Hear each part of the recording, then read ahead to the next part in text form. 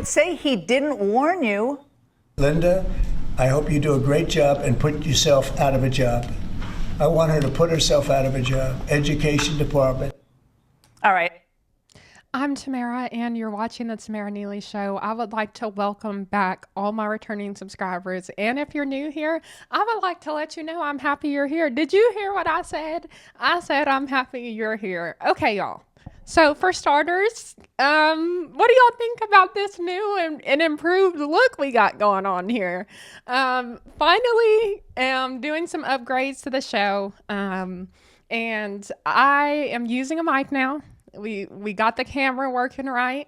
So it's just really exciting. I'm so happy to be back. I missed you guys so much. And I want to thank you for your prayers and your love and your support.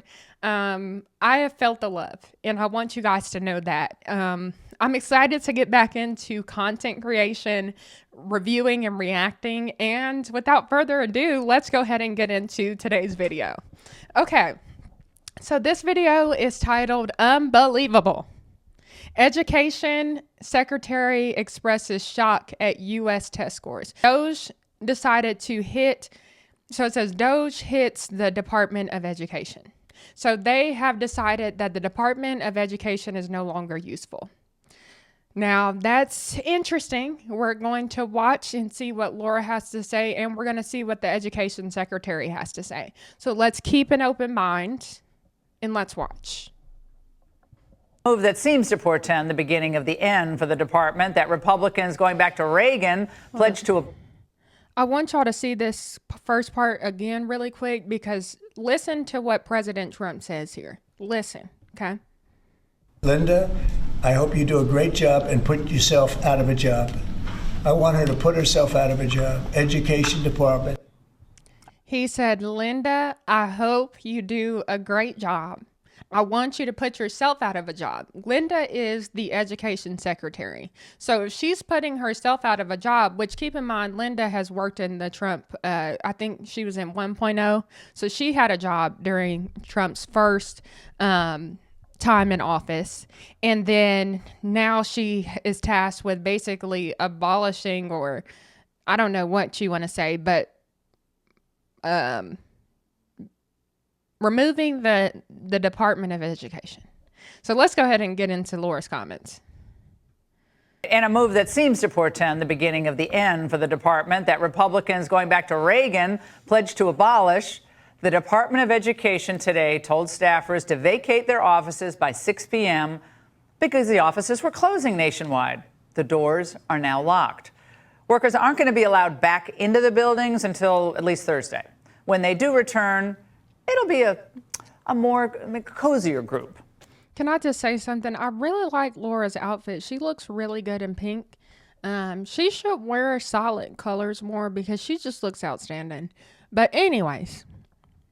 Half of the 4,100 workers are being cut in what the department is calling a reduction.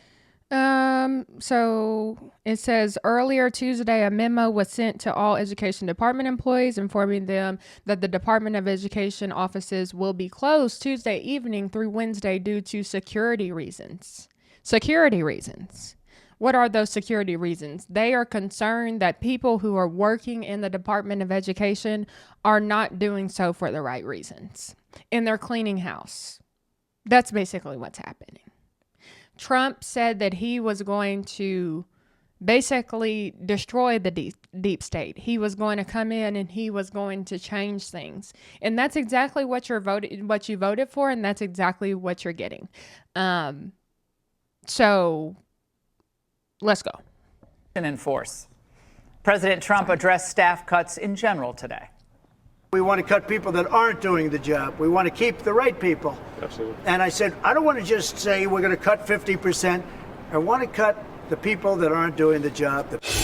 Okay, that's fair. Did you hear him? He said he doesn't want to say he's going to cut a certain number. Like, he's not saying, okay, I'm going to cut 30%. I'm going to cut 50%, 75% of the education department. He's not saying that.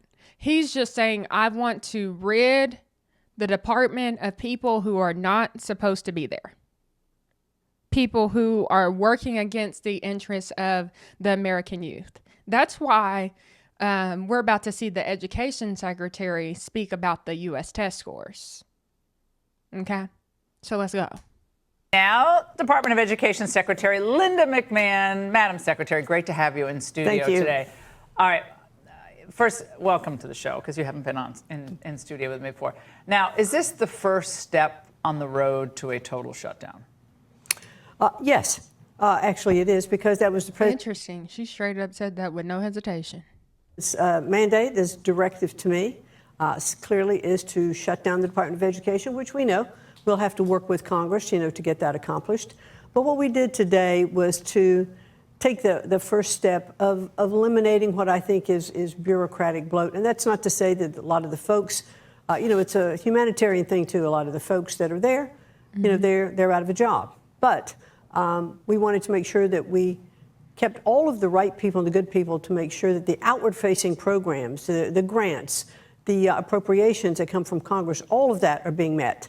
And none of that's going to fall through the cracks. So is it, Okay, so basically she's saying that, yes, they're going through a whole lot of changes, but the essentials are going to stay. So that should put a lot of Americans at ease that they're not messing with the essentials, okay? So if you're concerned about, okay, is the department going to lose funding when it comes to things that students need? No, that's not happening, okay?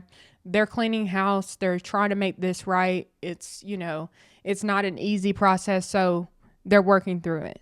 that was my next question. So the criteria for keeping that 50% is related to expenditures and key programs? Correct. Congress appropriates the money that is going through Title I to IDEA programs. What's that stand for? Do you know what? I'm not sure I can tell you exactly what it stands for, except that it's the programs for disabled and needs. Individuals with Disabilities Act, I think. Yeah. Yes. I'm guessing. I don't know. I don't know all my acronyms. I've been here for 30 years. This is my fifth day on the job, and I'm really trying to learn them very quickly. Right. It's a lot. So reports today said that the buildings were going to be closed for security reasons. What does that mean? Well, when people left today and they got their notification to take their laptops and their phones home with them, and we didn't want part of the people who were being permanently let go and those who are remaining to some of them show up to work tomorrow morning. That's standard corporate practice. So it's just standard corporate practice that we just locked the doors and said for those that are coming back will know that they'll be coming back on Thursday morning. Were people given a chance to take any personal effects? They were told that they will be allowed to come back. We would arrange for them to come back and take their personal effects with them and to say goodbye to some folks too. Randy Weingarten, you're shocked. I know you two are catching dinner in about 20 minutes, but she actually commented about what's going on here. Watch. I want to acknowledge it's not an easy thing to do the job that the education secretary is doing. It is a humanity type thing, a humanitarian situation, because people are losing their jobs, their livelihoods, and that's not something to take lightly. And my heart really does go out to those people who are going to get let go, whether or not they are good for the company or not. Just on a human level, my heart goes out to them. And I hope that they're able to get some sort of severance or something, to where they'll be okay for a while and they'll have some flexibility while they're trying to find a new job. At a country whose president basically says, I'm getting rid of education. What does that say about the future? So many people are so mad about it because they're just taking opportunity away from kids that don't have it. So kids of billionaires, they have it. Let's stay on the facts. Sorry, no, I'm do really not apologize. angry about this. No, because this I'm is what really people angry. need to... Your reaction? Well, I don't think that's what the president said at all. He's not trying to take away education. we're not taking away education. The president never said that. He's taken the bureaucracy out of education so that more money flows to the states. Better education is closest to the kids, with parents, with local superintendents, with local school boards. I think we'll see our scores go up with our students when we can educate them with parental input as well. Well, she's very angry. And over the weekend, I posted on X that it would be nice if Randy were ever angry about the abysmal 8th grade and 4th grade reading and math proficiency. You see those numbers, like 18%, 22% of proficiency or above? In 4th and 8th grade, we rank near the... If this is what education is, it needs to be changed. There needs to be some adjustments because this is absolutely unacceptable. You got to be kidding me. Kids can't even read and write, and they're in the 3rd grade, 3rd, 4th, and 5th grade. Some people graduate in high school and they can't even read past the 2nd grade level. Excuse my country accent, y'all. When I get excited, it gets even thicker. But this is unacceptable. I know I tease around and I say that I have a public school education. It's just a joke, but it's true, but it's kind of funny. But by the time I was in the 1st grade, I was reading on a 5th grade level. So to hear these numbers, it is just shocking to me. Adam, globally on these standards. It's shocking given how much, and we're putting up a graphic, given how much we spend. Well, I can't even, it's terrible. Well, I'll tell you, it's unbelievable. And when you think about test scores down 2.9%, age 9 reading, 2012 to 2022, down 2.7%. It says age 9 math, down 4.1% from 2012 to 2022.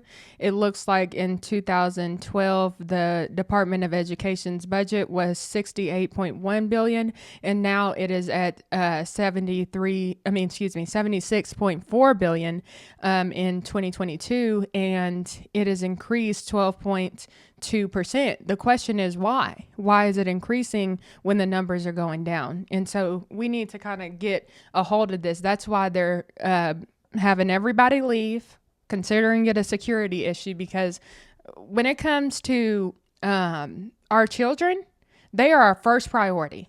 Okay? They're our first priority because they are not only our future, they're our present. I think about my niece and nephew and how precious they are to me. And, I want them to be in schools that actually encourage them to excel, not just sit there and, I don't want them to be sitting in a school that's just sitting collecting money. I want them to actively be learning. I want them to bring back teaching kids how to write in cursive, things like that.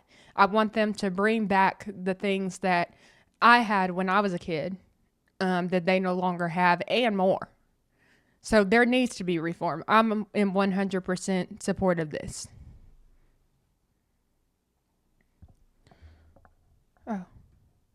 Seniors that are graduating, only 30% of them are reading proficiently. Now, that doesn't mean that they can't read words, but they can't read cognitively. And that's what we're missing.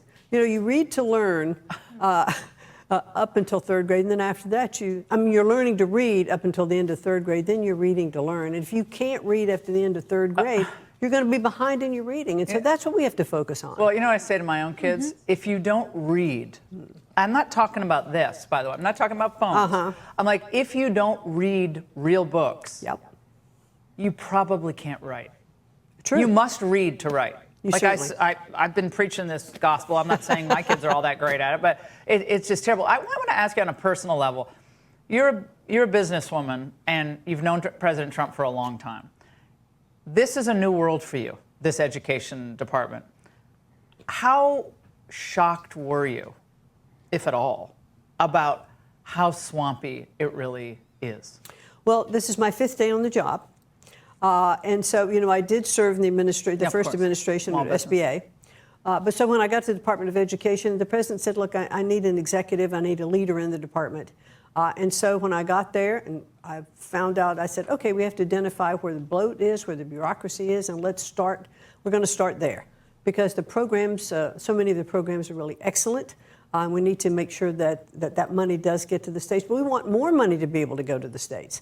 And that's what the president said all along. If we get rid of the bureaucracy, the states will get more. It'll go directly into the states. Block grants to states.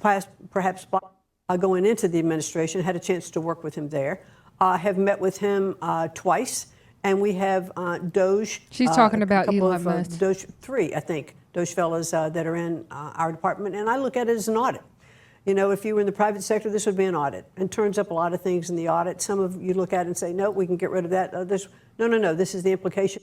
They're not departments and make the final. at the Department of Education. I think we got a good gist of what she's talking about.